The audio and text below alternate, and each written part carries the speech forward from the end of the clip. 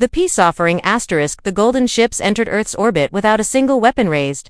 They moved slowly, their hulls glowing softly under sunlight. They were shaped like wings.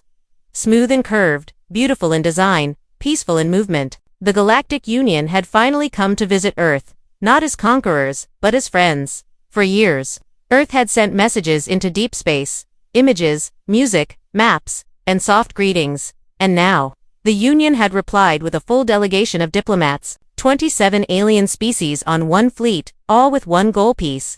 The ships hovered silently over the Pacific Ocean, waiting for a welcome, waiting for Earth to speak. But Earth didn't speak with words. They responded with movement from the sea. A vibration pulsed through the waves, as if the ocean floor itself was rising. Then it appeared, a massive shape breaking through the fog and salt mist, metal glinting in the sun, glowing blue lines carved across its surface. A head taller than the clouds, legs like towers, arms like highways, and eyes that burned like slow stars. It was a Colossus-Class, 600 meters tall, a machine that had not moved in 80 years, built after Earth's last great war. Not for destruction but for warning. The alien ships stopped moving. Their lights dimmed slightly.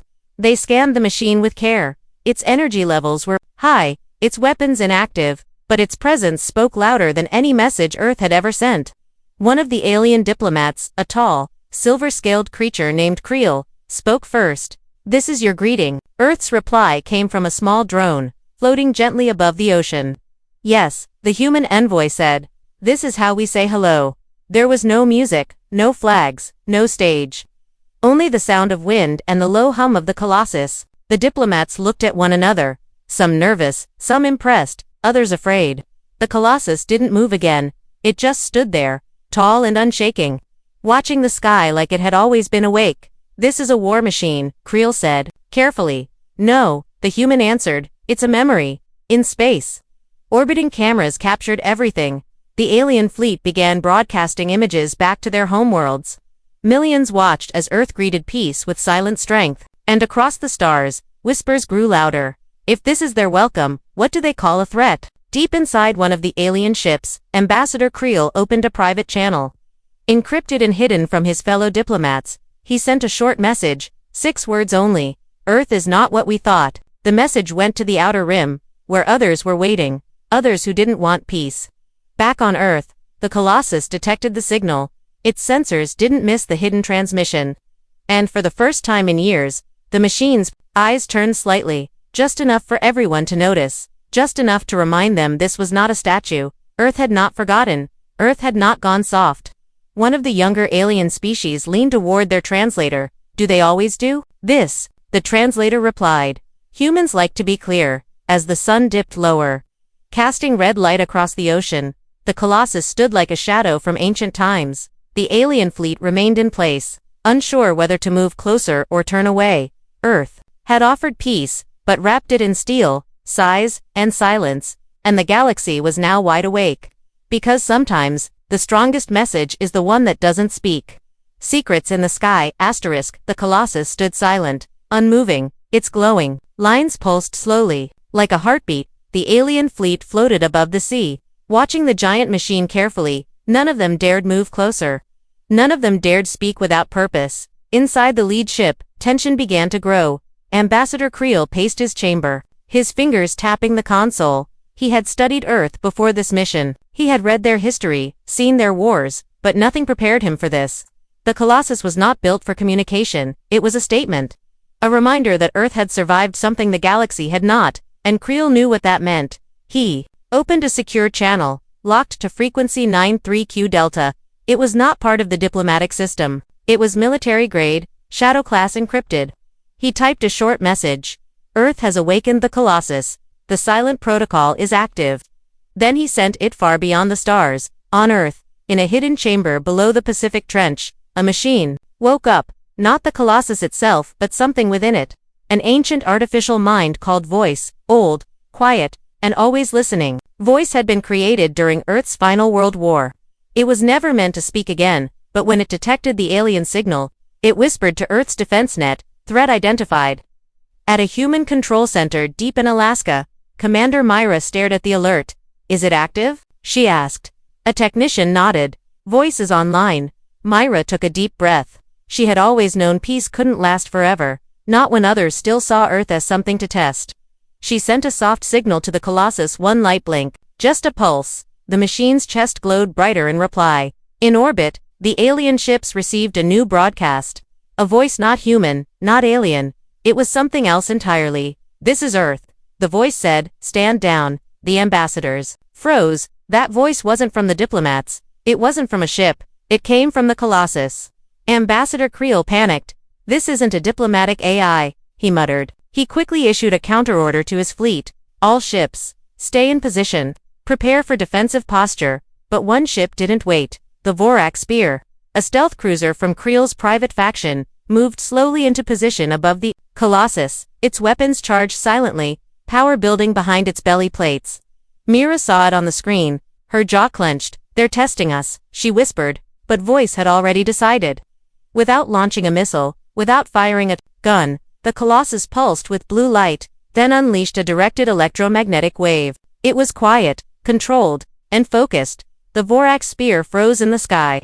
Its systems shut down instantly. Its engines failed, lights died, and gravity failed inside the ship. It dropped like a stone, slowly sinking into the ocean below. No one on the alien side spoke. Some stared in horror, others in awe. The Colossus didn't follow up with another strike. It just turned its head slightly, as if saying, "You've been warned." Creel stepped away from the console, shaken. "This was never about peace," he said softly. Another ambassador replied, "No, it is peace, but it's peace kept by something ancient and powerful." Above them, the clouds circled the giant machine. Its core light slowly dimmed again. It returned to stillness, but now, everyone knew stillness didn't mean safety. It meant patience, and Earth, it seemed, had learned patience very well. Asterisk. The machine that watched, the ocean was quiet again. Waves gently crashed against the silent hull of the fallen alien warship. The Colossus stood still, its glowing core fading back to soft blue. The sky above was clear, but the air felt heavier. The message had been delivered. Inside Earth's command center, Commander Myra stood calmly, her voice steady, her hands folded behind her back. "Status of the alien fleet?" she asked. A technician replied, "No movement, ma'am." "They're frozen." Myra nodded slowly. "Let them think." High above, the alien diplomats held an emergency meeting. Their council chamber was filled with tension and silence. Ambassador Creel spoke first. "We came to offer peace," he said. "And Earth gave us a threat." "No," another replied. "Earth gave us clarity. They didn't strike first. They warned us with patience." Creel paced angrily. "The Colossus could have destroyed us all, and yet it didn't," the other diplomat said. "That's what makes them dangerous." The youngest diplomat in the room, a soft-spoken being from the Talari species, finally spoke. "I think we misunderstood humans. They do not seek conquest, they seek memory." Below, the Colossus turned its head slightly again, as if watching the stars. As if listening to the silence between voices, the voice inside the Colossus sent a final transmission to Earth's command. Threat neutralized, peace maintained. Then it went silent again, not powered down but waiting. Just as it had always done, Mira watched the readout fade. She turned to the observation window. Beyond the horizon, the Colossus stood like a monument of warning, a silent sentinel made from Earth's deepest fears and strongest will. Reporters from across Earth asked the same question: why respond to peace with such a weapon? The answer came from Mira herself. "We are not afraid of peace," she said. "But we will never forget how fragile it is." The Galactic Union soon sent a revised message, one without demands, without expectations. It simply said, "We understand now, and we respect your watch." The Colossus was never meant to move. It was not built to invade or destroy. It was made to remember. A machine that carried the weight of history. The last survivor of a war Earth never wanted to fight again. Alien species across the galaxy studied the footage. They saw the giant rise. They saw it strike without killing. They saw it return to silence, and they learned something no report had ever captured. That humans do not raise their voice in anger. They raise it when peace is threatened, and when they do, the whole galaxy listens. Years later, the Colossus remained in place, covered in rain, wind, and sunlight. Sometimes birds nested on its shoulders. Sometimes children on field trips watched it from the shore. But inside, the voice still listened, still waited, because Earth never truly sleeps. And if ever again a false smile hides a weapon, if ever again a friendly hand hides a threat, the machine will wake. Not in rage, but in purpose. And the stars will once again remember that Earth does not beg for peace. Earth stands ready to protect it, always watching, always listening, the machine that does not blink.